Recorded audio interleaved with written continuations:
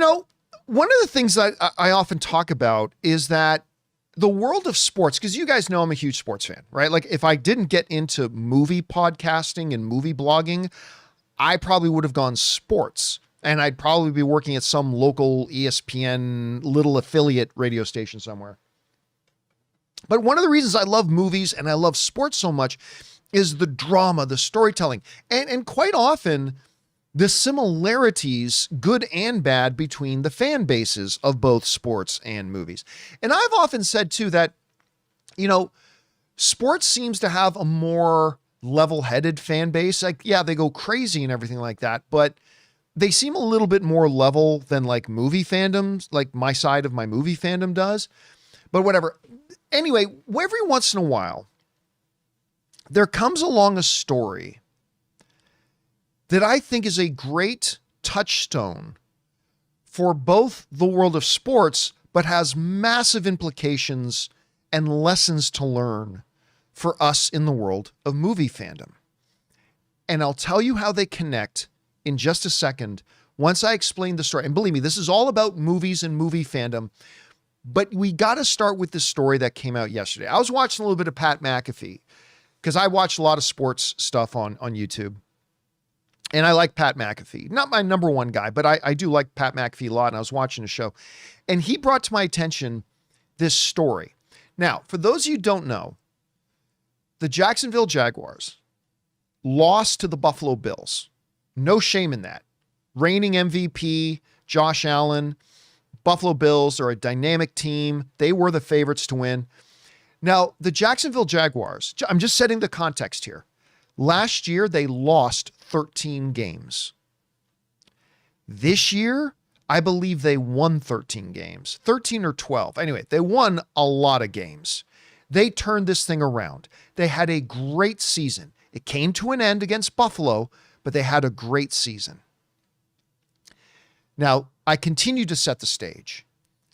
When a game is over, and keep with me here, when the game is over, the coaches always got to get up in front of the firing squad. The coaches have to get up in front of the press who are going to pepper you with, why do you suck? Why did your thing not work? How did your game plan fail? How do you explain being a loser of all losers? Like, you just lost in the playoffs and you've been kicked out and you're dealing with all that emotionally after a great season and you got to face the firing squad. Well, something really amazing happened. There's this woman, I want to get her name here, Lynn Jones of the Jacksonville Free Press. This adorable older black lady. And the only reason I mention her ethnicity is because you have to imagine her voice. Because if you didn't see the clip, which I did, you have to imagine her voice speaking in this loving, almost grandmother kind of way. Because he gets up and she decides to throw a question at him. And this is what she says to him. Instead of saying, hey, coach, why didn't you do better? Hey, coach, is this season now a failure? She said she saw that he was pretty emotional. The coach was clearly emotional, clearly disappointed. And this is what this reporter said to him. She said, I just want to tell you congratulations on your success, young man. Lynn Jones, associate editor of the Jacksonville Free Press, told the first-year coach during the post-game press conference on Sunday, you hold your head up, all right? You guys had a most magnificent season. You keep it going. We got another season, okay? Take care and much continued success to you and the entire team. And Liam Cohen, who did a great job coaching this team this year, emotionally just said to him, thank you, ma'am. Right? What a thing of beauty. What a thing of absolute beauty. In an industry where the insiders, the journalists, the reporters, the pundits, well, your job is to crucify the losers because that gets clicks, right? That gets views. Humiliate that coach. And instead, this woman, this long-time sports journalist, she sees the coach come to the podium after a great year, turned this team around, totally turned it around. Not the best, but one of the best turnarounds I've ever seen in sports, from a team being really horrible one year to being really great the next. And she saw how sad he was and disappointed and emotional he was. And she says, young man, I just want to tell you, you hold your head up. You did a great job. On behalf of people in Jacksonville, thank you for what you did and you got next year. You be proud of yourself. I'm watching this, guys, and I just felt like that little spark of humanity that has almost been extinguished out of all of us come a little bit more to life. It was a moment of beauty. Well, whenever you have moments of beauty, inevitably in life, people can't wait to come along and piss all over that spark to try to smother it out.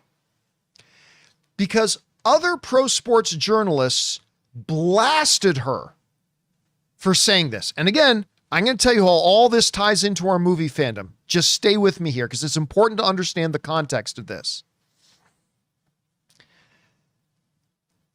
One guy, Ian Begley, guy who covers the New York Knicks, says this. And by the way, let me say this first. I'm sure all these guys I'm about to quote are very nice guys. All of us have what I call asshole moments. All of us do. You do. I do. All of us, when we're caught on our worst moment or we do something we kind of regret later, we all have asshole moments, okay? Just because we have an asshole moment doesn't mean you're an asshole. I'm not saying any of these guys are assholes, but I'm saying, oh my God, they had asshole moments. Because in that, their response to this thing of incredible beauty was this. Very nice exchange. Ian Begley, who covers the Knicks for SYN TV, wrote on Twitter. Wouldn't call it an exchange between a reporter and a coach, though. Uplifting the head coach after a loss is not a part of a sports reporter's job. Another journalist, Brandon Warren, commented, "This is not awesome." Fuck you, dude. "This is not awesome. This is called being a cheerleader. Reporters should be in PR if they want to carry on like this." What a dick thing to say. Again, I'm not saying the guy's a dick, but what a dick thing to say. Goes on. The Associated Press's Mark Long wrote on X, "Nothing awesome about fans/fake media doing stuff like that. It should be embarrassing for the people who credentialed her and her organization, and it's a waste of time for those of us actually working." I was just so disgusted by these things. And I immediately thought about how applicable this whole thing is to us and our movie fandom sphere. Because just like in sports, you got to get the headlines. You got to get the clicks. Hate sells. Humiliation sells. Failure sells. And when that coach gets up there, not all of them, there's a lot of really good sports journalists, but too often sports journalists seeing this is our chance now to embarrass this guy. This is our chance to make him feel worse. This is our chance to highlight the failure, right? And this woman comes along and says, you know what? I'm putting that aside for a minute. This guy's clearly emotional. He just brought a lot of joy to our community in Jacksonville this whole year by turning this team around. So you know what I'm going to say to him? I'm going to give him an encouraging word. Young man, hold your head up high. You did a great job this year. You had a great season, and we'll look forward to next season. So good job. Hold your head up. And people decided to shit all over it. And guys, like it or not, that is our movie fandom right now. That is our movie fandom right now. Guys, we want to take a second to thank a sponsor of today's video, BetterHelp. You know, the new year doesn't require a new you, maybe just a less burdened you. Most of us carry around things like pressure, self-doubt, or that feeling that we always have to be perfect, and learning to let some of that go can make a huge difference in our lives. Therapy can help you better understand what's weighing you down by giving you an unbiased perspective on your relationships, motivations, and emotions. That's where BetterHelp comes in. See, BetterHelp connects you with quality therapists who are fully licensed in the US and follow a strict professional code of conduct. They also do the matching work for you. You fill out a short questionnaire, and with over 12 years of experience and industry-leading match rates, they usually get it right the first time. And if you ever want to switch therapists, you can do that easily from their tailored recommendations. BetterHelp is also one of the world's largest online therapy platforms, plus an average 4.9 out of 5 rating from over 1.7 million live session reviews. BetterHelp makes it easy to match online with a qualified therapist. Sign up and get 10% off at betterhelp.com/Campea. That's BetterHelp.com/Campea. We have a movie fandom spurred on by blogs and podcasts and YouTube channels and websites and outlets that understand anger sells, hate gets clicks, failure is the new sex sells. Failure is the sex sells. We today, instead of celebrating the joy of movies, and instead of celebrating the joy of storytelling, and instead of celebrating the successes, and instead of encouraging each other in our various fandoms, whether we like the same things or not, our movie fandom, this one exchange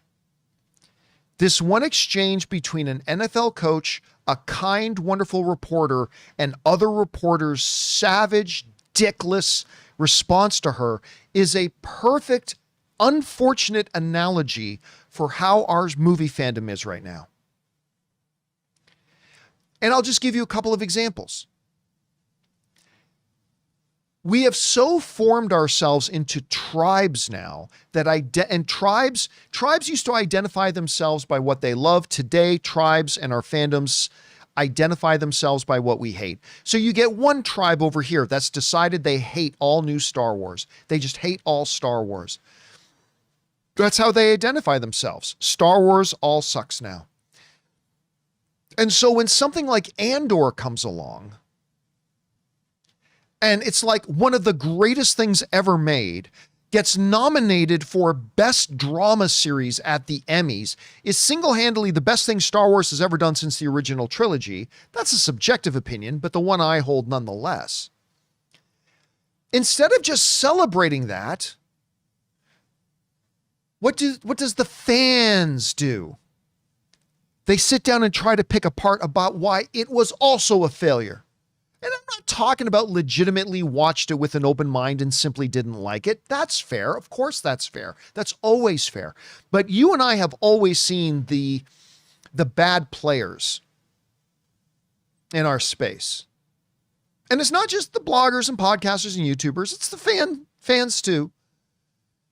That instead of saying, okay, yeah, I don't like new Star Wars, but you know what? That was good. Instead of just doing that, they spend all their time trying to rewrite everything and make it out that it sucked too. So yeah, now it sucks too. I'll give you another example. The recent Superman movie. Now listen, I'm one of the guys that my boy Henry, Man of Steel, is still my all-time favorite Superman movie. Henry is still my all-time favorite Superman. Yeah, that's me. That's my position, okay? My favorite, my guy. But I still loved the new Superman. I loved it. It was great. I really enjoyed it. It wasn't my boy Henry, but I enjoyed it. And it made, like I said for years, this thing can't make money. It'll be lucky if it breaks things because there's so much working against it with all the history of the god-awful failure of the DCEU and how it completely crashed and burned and all the audience gave up and we've had 17 different Supermen. I said this movie for over a year, I said this movie's got way too much working against it. Hopefully it'll be great, but even if it's great, it's not going to do anything. Well, guess what? Superman comes out and it's actually profitable and makes the studio a bunch of money. So what happens though? Instead of fandom going, hey, you know what? Good for them. Good for them. I still wish we still had Henry as our Superman, but you know what? Good for them. I'm glad to see it gave people joy. I'm glad to see it had success. I'm glad to see these sky-high audience ratings. I'm really happy for it. Maybe it wasn't for me, but I'm super happy. No. You know what people did instead? They opened up and tried to do new creative math. How can I come up with a way? How can I come up with some bullshit mathematical formula that makes no logical sense to try to make it look like Superman lost money? And they do all this bullshit stuff. It's like, guys, no, it here's the math. It made a bunch of money. It's not $1 billion hit by any stretch of imagination, but no, instead of just going, hey, you know what? Good for them. Good for them. They did something and people enjoyed it and it worked and they had success. Good for them. No. You know what our fandom does today now? No, not good enough. I want people to think it failed. And I'm going to do everything I can do in my power to whatever people it's failed. And that's us. That's fandom today. As a matter of fact, if you have the audacity to like something that somebody else doesn't like, they got a word for that now. You know what that word is? Shill. That's every lazy man fucktard's word now. If you like something that I didn't like or I have decided I'm not going to like regardless and that nobody should like, if you say you like it, you're not just somebody who liked it, you're a shill if you liked it. That is our fandom's version of this dickhead. Again, I'm sure Mark Long's a really nice guy, but this was a dickhead moment. Nothing awesome about what that just happened. Fake fans, well, the organization is a waste of time for those, blah, blah, blah, blah, blah. Those fans are this guy. And I just remember last night actually feeling a little depressed.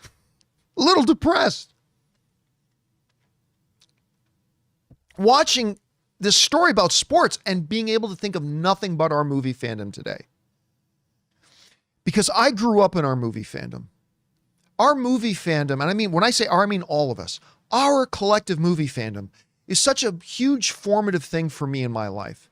And I don't know exactly where a switch got thrown where we changed what fandom meant from identifying by those things that we love to instead identifying by those things we hate. And you guys know the blogs and the podcasts and the YouTube channels.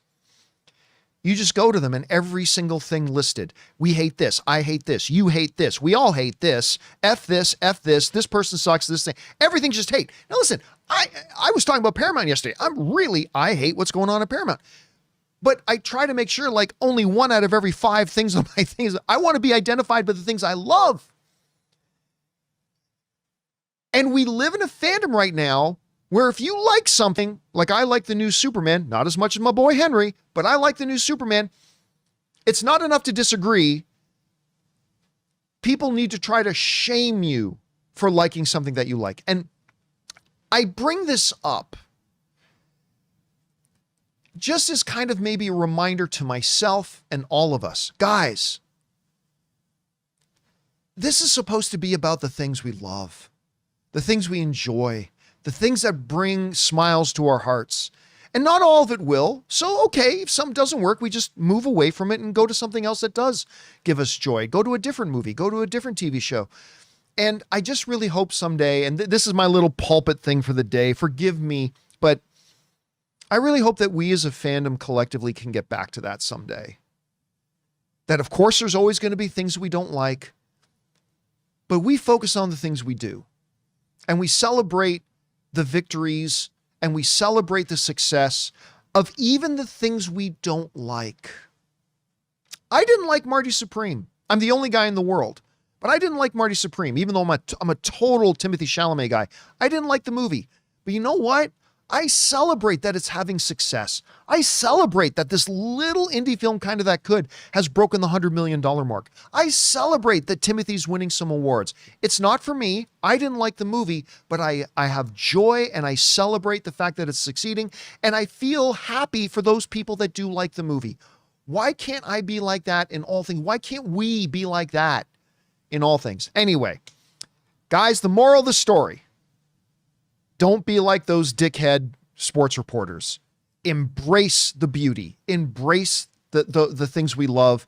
And if it's about something you didn't like, just celebrate its success too and move on to the things you like. That's kind of my thing. Anyway, guys, that's my rambling for the day.